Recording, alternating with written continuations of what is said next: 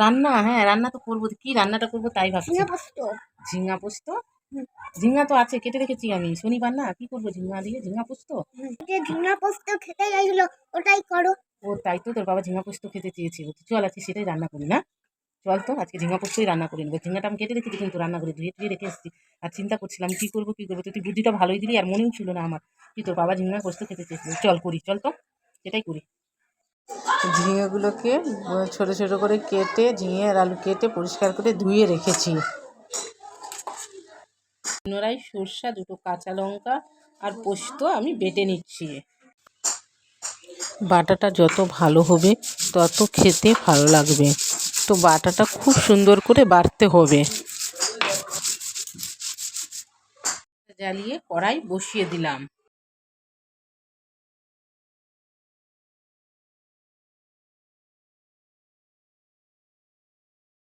কড়াই সর্ষের তেল দিয়ে সামান্য একটু কালো জিরা দিয়ে দিতে হবে, আর আলুগুলোকে ছেড়ে দিতে হবে।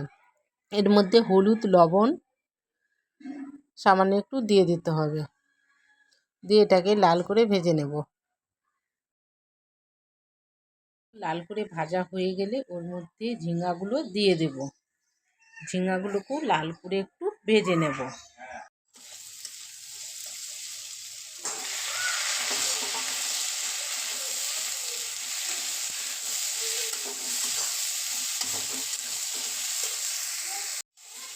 ঝিঙা আর আলু ভাজা হয়ে গেলে ওর মধ্যে বাটা পোস্ত, সর্ষে, লঙ্কাটা আমি দিয়ে দিলাম, যেটা বেটে রেখেছিলাম সেটা দিয়ে ভালো করে একটু কষিয়ে নেব।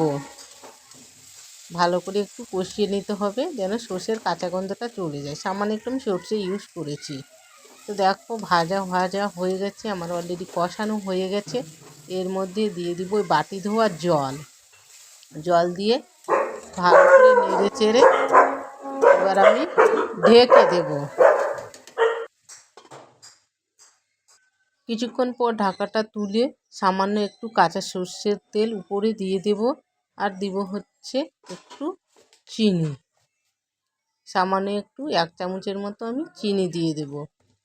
চিনি দিয়ে আবার একটু এর মধ্যে দিব হচ্ছে কাঁচা লঙ্কা, 4টে কাঁচা লঙ্কা ছিঁড়ে দিয়ে আবার একটু সামান্য নেড়ে আবার এটাকে আমি ঢেকে দেব।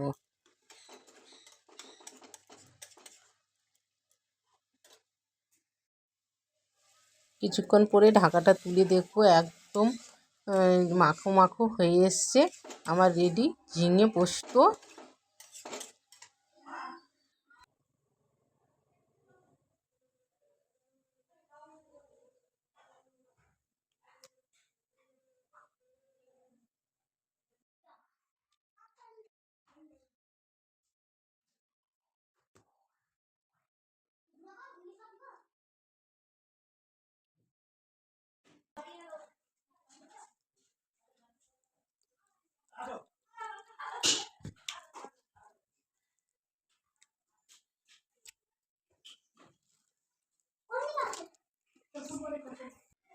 ওই গো খেতে চলে এসছো? তোমার আজকে পছন্দের খাবার তৈরি করেছি, আমার তো মনেই ছিল না, ভাগ্যিস বাবু মনে করে দিয়েছিল।